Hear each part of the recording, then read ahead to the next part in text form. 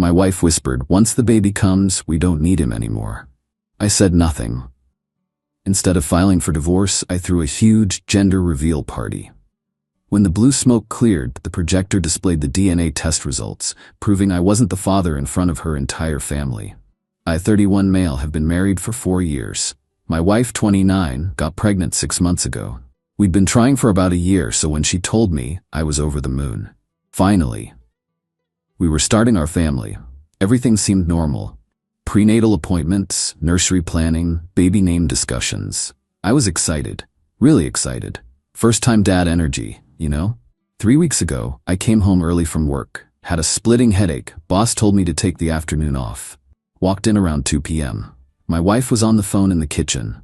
Didn't hear me come in. I was about to announce myself when I heard her voice. That particular tone she uses when talking to her sister. I know, but listen, once the baby comes, we don't need him anymore. The house is in both our names. I'll get child support, probably alimony. He makes good money. This is the smart play. I froze in the hallway. Her sister's voice was muffled through the phone, but I heard my wife laugh. Of course he thinks it's his. Why wouldn't he? I've been perfect. The timing worked out exactly right. He'll never question it. More muffled talking. Yeah, I know, but he's so boring, and the other guy actually makes me feel alive. Once I'm set financially with the baby, I can figure out what I really want. Worst case, I'm a single mom with a nice house and his money. Best case, the other guy steps up and I get to be happy and secure.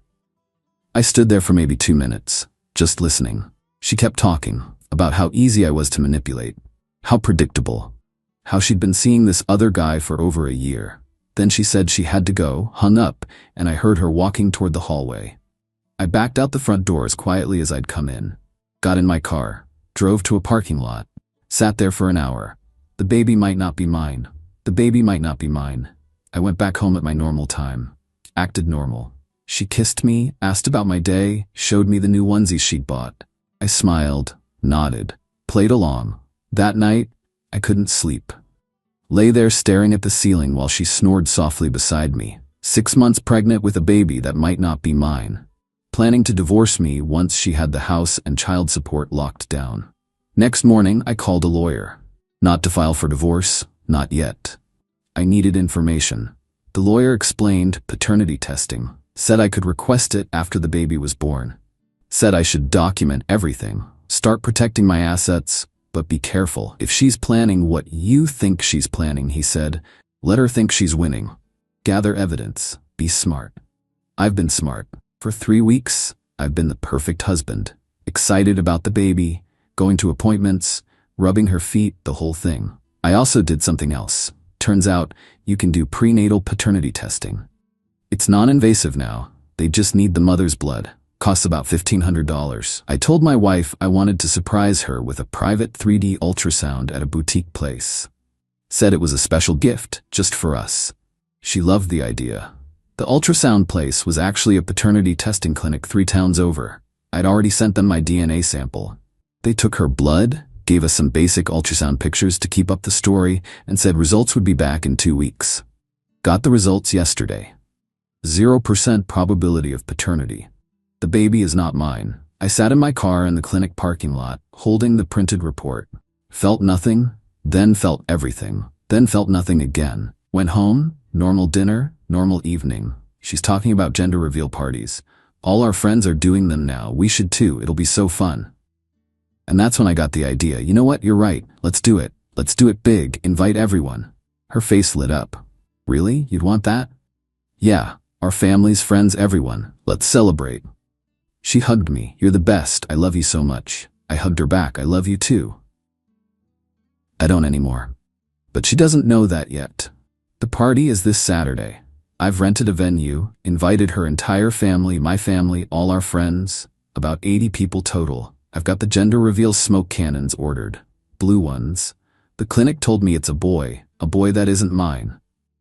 I've also got a projector and a very special PowerPoint presentation ready to go. Right after the blue smoke clears and everyone's cheering, that projector is going to display the paternity test results. Every page in high definition. Her whole family is going to see it. Her parents, siblings, aunts, uncles, cousins, everyone. My family will see it too. They'll understand. Then I'm going to announce that I filed for divorce. Papers are ready to be served Monday morning. Is this petty? Maybe. Is it over the top? Probably. Do I care? Not even a little bit. She wanted a party. She's getting one. Update 1. 3 days later. The party was Saturday. It's now Tuesday. I'm still processing everything that happened. Let me back up.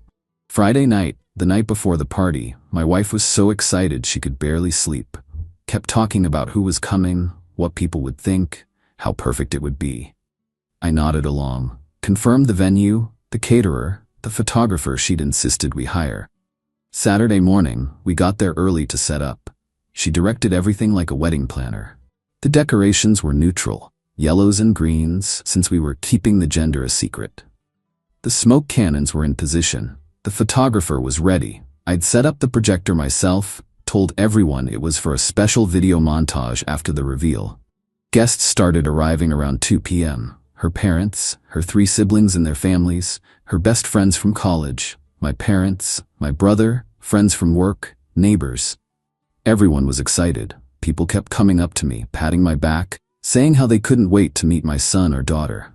My wife was glowing, literally glowing, working the room, accepting congratulations, rubbing her belly, playing the perfect mom-to-be. I watched her, studied her, tried to find any hint of guilt or nervousness. Nothing. She was completely comfortable in her lie. Around 3 p.m. we gathered everyone outside for the reveal. Must have been 75 people there. Her dad made a speech about becoming a grandfather. My mom cried happy tears. My wife and I stood in front of the smoke cannons, holding hands. She squeezed my hand and smiled at me. "Ready, Daddy?" she whispered. "Absolutely," I said. We counted down together. 3, 2, 1. Blue smoke everywhere, massive clouds of it. Everyone cheered. "It's a boy." People rushing forward to congratulate us. My wife started crying happy tears, hugging her mom, hugging her sister. I walked over to the projector, powered it on. The screen behind us lit up. "Hey everyone," I called out. "Before we cut the cake, I have one more surprise." My wife looked over, confused but still smiling. "What surprise?" "Just a little something I put together," I said. The first slide appeared. Paternity test results. Probability of paternity, 0.00%. The crowd went silent. My wife's face drained of color.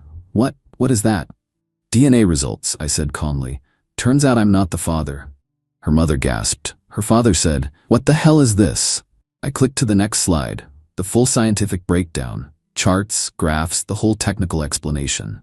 "This is a prenatal paternity test. Non-invasive, completely safe for the baby.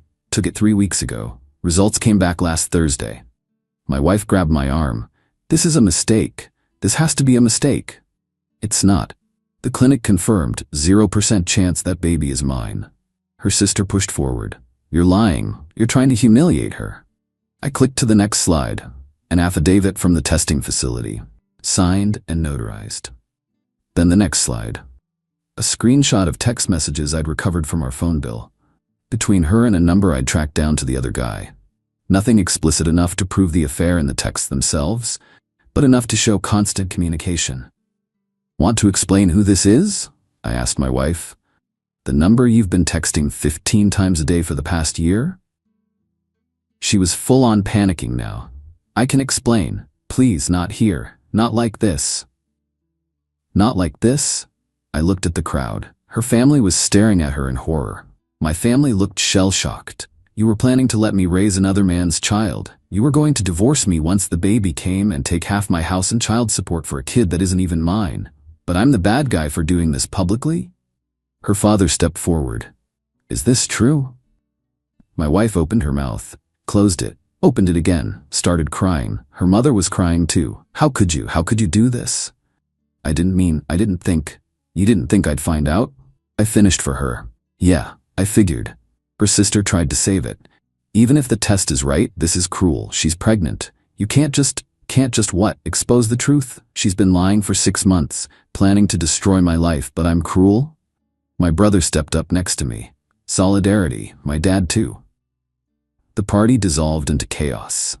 Half the guests started leaving immediately. My wife's family surrounded her, some trying to comfort her, others demanding answers. I walked over to my lawyer, who'd been standing in the back. He handed me a folder. "What's that?" my wife asked. voice shaking. Divorce papers, being filed Monday morning.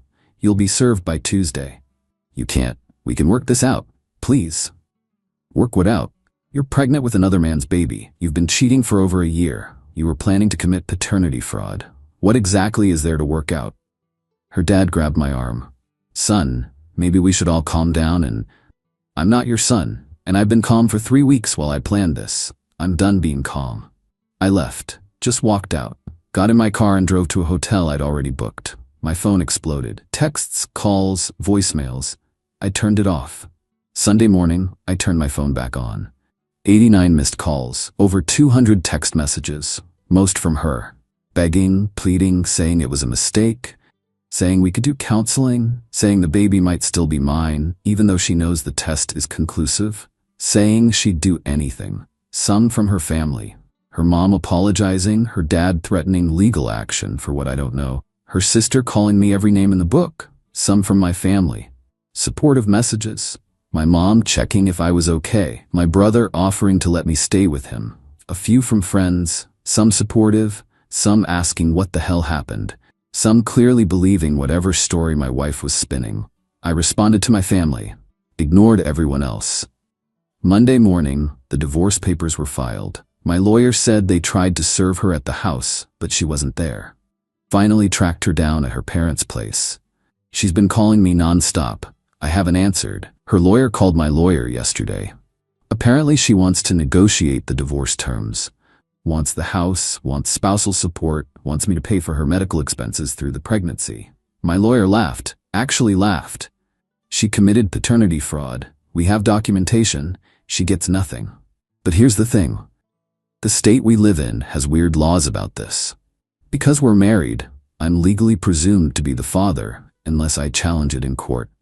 Which I'm doing, obviously. But until the baby is born and I can do a post-birth paternity test to confirm the prenatal one, I'm technically on the hook.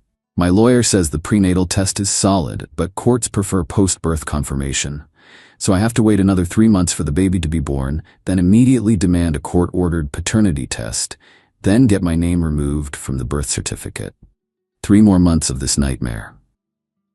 Meanwhile, my wife is living with her parents. I'm in the house. I changed the locks. Lawyer said I could since it's marital property, and I'm not denying her stuff, just her access without supervision. She showed up yesterday with her sister, demanding her things. I called my lawyer. He sent someone to supervise. She packed up her clothes, toiletries, some personal items. Cried the whole time. Why are you doing this? She kept asking. I didn't answer. Just let her pack. When she left, she turned to me. I really did love you, you know? No, I said. You loved what I could provide. There's a difference. She's gone now. The house feels empty. The nursery I'd been setting up is still half finished. I haven't touched it. People keep asking if I feel bad about the public reveal. Honestly, no. She was going to humiliate me privately, let me raise another man's child while she planned her exit strategy. I just humiliated her publicly instead. Fair trade. Update 2. 2 weeks later, things escalated. Of course they did. First, my wife's family went nuclear. Her dad showed up at my house last Tuesday, trying to force his way in. Started yelling about how I'd destroyed his daughter's life, how could I do this to a pregnant woman, how I was going to hell. I called the cops. They showed up, took statements, told him to leave. He did, but not before promising this wasn't over. Then her mom started a phone campaign. Called my parents, my brother, even my boss. Spinning some story about how I'd abandoned my pregnant wife over a misunderstanding about the paternity test. My boss called me in. Want to explain what's going on? I showed him the divorce filing, the paternity test results. He read them, sighed, said, take whatever time you need, this is a mess. Her sister took a different approach. Started posting vague things on social media. Some people show their true colors when things get hard. Abandoning a pregnant woman is unforgivable. Family means standing by each other no matter what. Never named me directly. Didn't have to. Everyone knew. I didn't respond, didn't engage. My lawyer said not to, but then she made a mistake. Posted something that was just specific enough. Imagine humiliating someone at what should be the happiest moment of their life because you couldn't handle the truth. A mutual friend commented, "What truth?" She responded, "That biology doesn't matter as much as love and commitment." Another friend, "Wait, are you saying the baby isn't his?" She deleted the whole thread within an hour, but screenshots exist. My lawyer has them now. Meanwhile, my wife tried a different tactic. Showed up at my work parking lot Wednesday afternoon. Waited by my car. "We need to talk," she said when I came out. "No, we don't. Talk to my lawyer. Please, just 5 minutes." Against my better judgment, I gave her 3. "I made a mistake," she started. "I was scared and confused and I made bad choices. But we can fix this. We can go to counseling. We can—" "Stop. Just listen. No, you weren't confused. You were calculated. I heard you on the phone. You planned this. You were using me." I know how it sounded, but how it sounded. I have the paternity test results. 0%. The baby isn't mine. Maybe the test was wrong. It wasn't. We could do another one. To prove what? That you're still a liar? We're done. She grabbed my arm. "I'm pregnant. I'm scared. I don't know what I'm gonna do." "Figure it out. You and the actual father." "He won't. He's not. It's complicated." "Not my problem." I got in my car. She stood there crying. I drove away. Got a call from her lawyer the next day. They're challenging the divorce, claiming I haven't met the grounds for fault-based divorce, that I'm being unnecessarily cruel, that she deserves spousal support regardless of the paternity. My lawyer filed a counter motion, included the paternity test results, the phone records showing the year-long affair, and a request for her to cover her own legal fees due to the fraudulent nature of her pregnancy claim. He also filed a motion to prevent her from putting my name on the birth certificate. Courts can do that if there's clear evidence the husband isn't the father. That hearing is next month. But here's where it gets interesting. Remember the other guy? The actual father? My wife apparently tried to get him to step up, went to him, told him about the baby, asked him to be involved. He denied it. Said the baby could be anyone's. Said he wasn't taking responsibility without proof. So she tried to claim it was mine again. Came crawling back with the story about how maybe the test was wrong, maybe there was a mix-up at the lab, maybe she was confused about the timeline. My lawyer sent her lawyer a very clear message. The prenatal test will be confirmed with a post-birth test. If she tries to put my name on the birth certificate, we'll challenge it immediately. If she tries to claim child support, we'll establish paternity through the courts. She has zero leverage. Her lawyer apparently advised her to stop contacting me. She hasn't called in 4 days. But her family is relentless. Her sister posted a long rant yesterday about men who abandon pregnant women and paternity tests destroying families and trusting your partner through hard times. The comments section was brutal. People who were at the party, people who'd heard what happened, all chiming in with the actual story. She cheated for a year. The baby literally isn't his. He has proof. Maybe she shouldn't have committed paternity fraud. She deleted the post within 2 hours. My wife's mom called my mom again, tried the grandmother-to-grandmother approach. "How can you let your son treat my daughter this way?" My mom, who is normally the sweetest person alive, apparently said, "Your daughter tried to trap my son with another man's baby. He's treating her exactly how she deserves." Haven't heard from that side since. The house is quiet. I've started packing up the nursery. Don't know what to do with all this baby stuff yet. Might donate it. Some nights are harder than others. Not because I miss her, because I'm processing what almost happened. I almost raised another man's child. I almost let her take half my house and my money for a lie. I almost spent the next 18 years paying child support for a kid that isn't mine. The rage comes in waves. But mostly, I'm just tired. The divorce proceedings continue. My lawyer says with the evidence we have, it should be straightforward. She'll get nothing but her personal belongings. No house, no alimony, no nothing. 3 more months until the baby is born. Then the final paternity test. Then my name officially off any documents. Then, finally, this will be over. People keep asking if I regret the gender reveal party revelation. No. She played games. She lost. That's all there is to it. Final update. 3 months later, the baby was born 2 weeks ago. A boy. 7 pounds, 3 ounces. I know because the court-ordered paternity test was done the day after birth. Results came back yesterday. 0% probability of paternity. Confirmed. My lawyer filed the paperwork immediately. My name will never appear on that birth certificate. I have no legal or financial obligation to that child. The divorce was finalized last week. She got nothing. No house, no alimony, no assets beyond what she came into the marriage with. The prenup my lawyer had insisted on 4 years ago, the one she tried to claim was unromantic but eventually signed, held up perfectly in court. I kept the house, my retirement accounts, my car. Everything. She's living with her parents still. The actual father finally stepped up after she threatened him with a paternity suit. They're apparently trying to make it work for the baby's sake. Good luck with that. Her family stopped contacting me about a month ago. Think they finally accepted reality.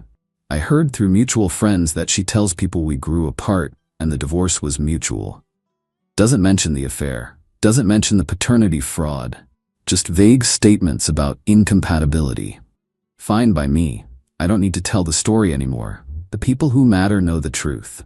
My life has returned to mostly normal. Work is good. My family is supportive. I've been seeing a therapist to process everything, which helps. The house still feels empty sometimes. I repainted the nursery, turned it into a home office. New furniture, new purpose.